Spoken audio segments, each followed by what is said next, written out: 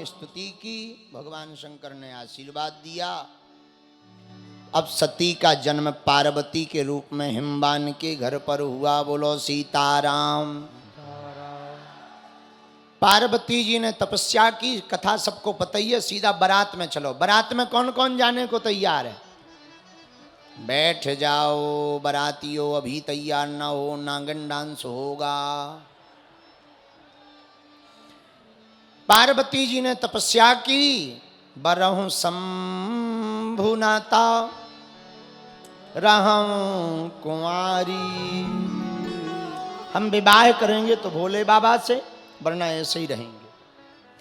ये प्रण लिया।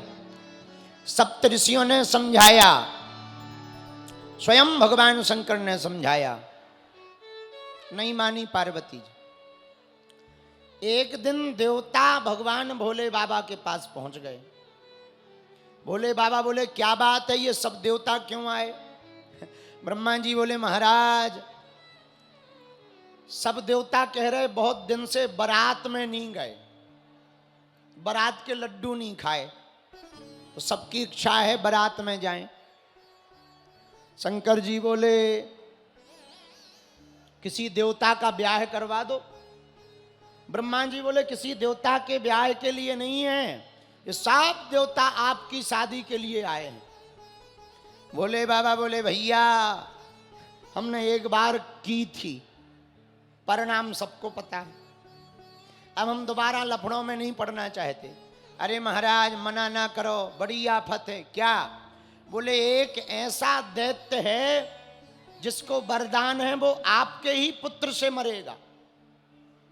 अब पुत्र कब होगा? जब आप ब्याह करोगे। तो हम देवताओं की आफत तभी मिट सकती जब आप शादी करोगे। शंकर जी ने पहले तो मना कर दिया। राम जी जब प्रकट भय बोले, बोले बाबा ब्याह कर लो, देवताओं की इच्छा है, शादी कर लो। राम जी के कहने पर हां कह दिया।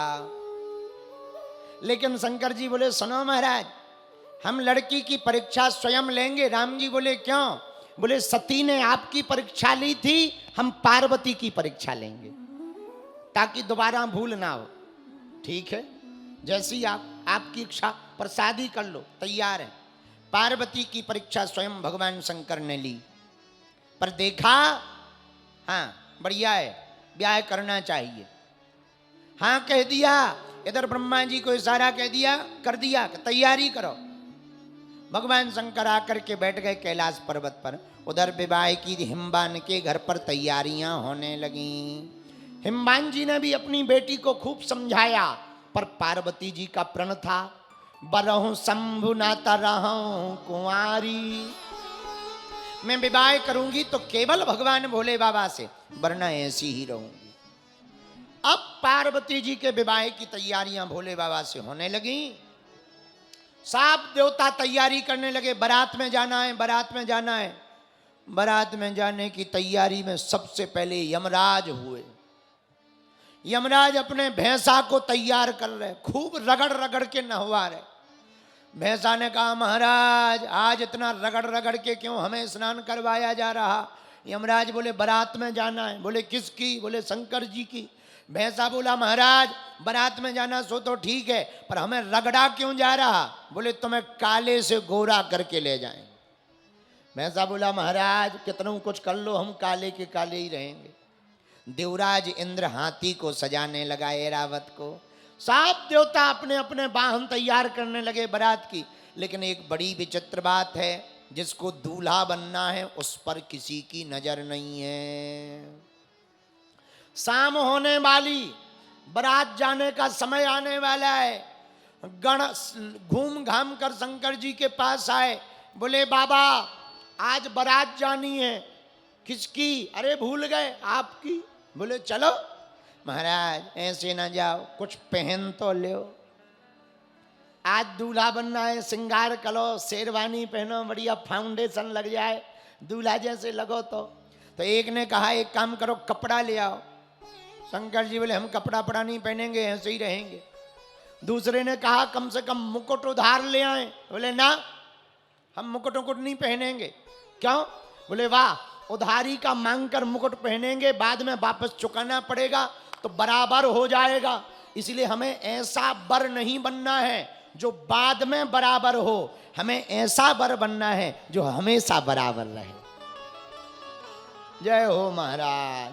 अब बोले कौन? तो जटा मुकुट, मुकुट था नहीं, जटाओं का मुकुट बना दिया। अब भैया मुकुट तो हो गया, जटाओं का बन गया, लेकिन मोर, तो किसी ने कहा ये मोर कैसा होता है? मोर कैसा होता? बोले आगे लंबा लंबा लटका रहता। अच्छा, मोर है नहीं, क्या किया जाए? नंदी बोले हम उपाय कर रहे। नंदी भागे भागे गए भैया, पतले पतले सांप पकड़ के ले आए। उन सांपों का मुंह बांध दिया, मुंह जटाओं में फंसा दिया, पूंछ सामने से लटका दी। बोले ये क्या है? बोले मोर है। तो जटा मुकुट अहि मोर संवारा।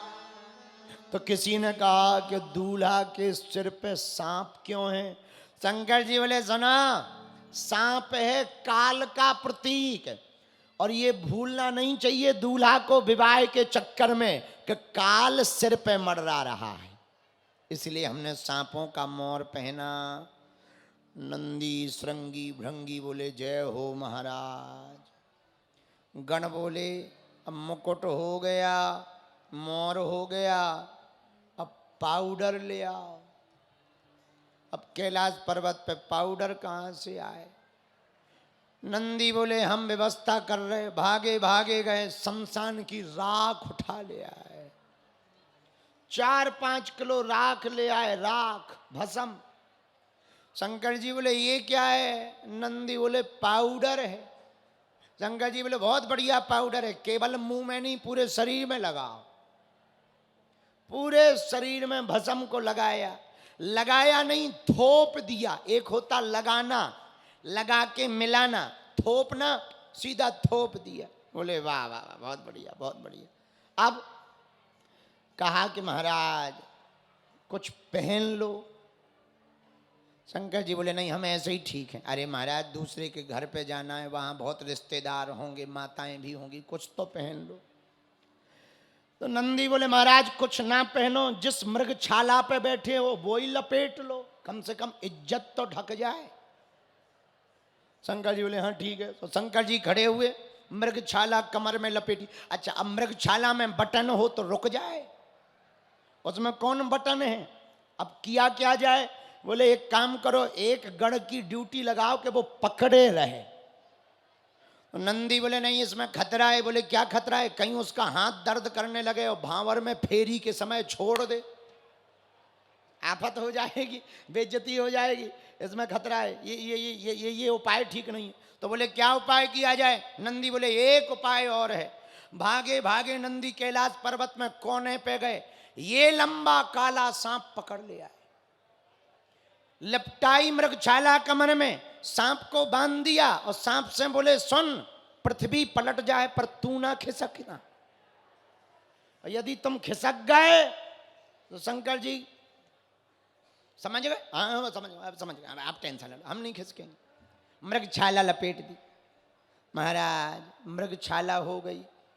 दूल्हा चैन पहनता है, चैन, एक चैन पहन लो। शंकर जी बोले भैया चैन कैसी होती है? बोले गोल्ड की होती है, गोल्ड की, सोने की, या डायमंड वाली पहनो। बोले भैया हम गोल्ड की, सोने की, पीली चैन नहीं पहनेंगे, हम तो काली चैन पहनेंगे, ब्लैक डायमंड। महाराज ये ब्लैक डायमंड क्या है? बोले सांप काला, वही गले में लटका दो, वही हमारी चैन। अद्भुत रूप बनाया शंकर जी का, हाथ में त्रिशूल दिया, डमरू दी, भस्म लगा दिया, विचित्र भेष बनाया भगवान महादेव का। ऐसा भेष देखकर गण भी प्रसन्न भय। शंकर जी भी अपने रूप को देखकर बोले एक बात बताओ, आज हम लग कैसे रहे? नंदी बोला महाराज पूरे दूल्हा लग रहे हो। आनंद आ रहा देखकर। नंदी बोला महाराज आज दूल्हा हो, आज रथ मंगवाएं, विमान विमान रथ। नहीं नहीं नहीं तुम ही ठीक हो। अरे महाराज आज दूल्हे राजा हो, घोड़ा मंगवा देते हैं, घोड़ा। नहीं नहीं तुम ही ठीक हो, हम इसी वाहन पे चलेंगे, शादी हो या ना हो वाहन यही रहेगा जो आज्ञा।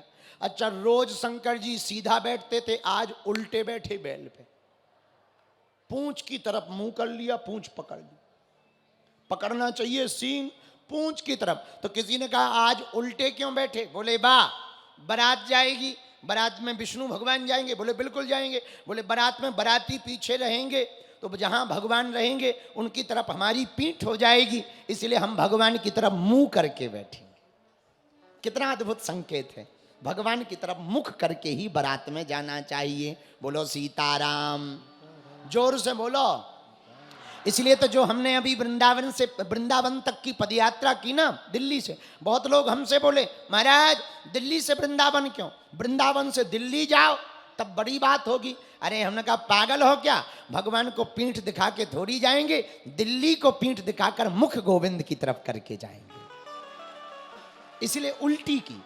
क्या राजनीतिक पदयात्रा होती तो वृंदावन से दिल्ली जाती, धार्मिक थी इसलिए दिल्ली से वृंदावन आई।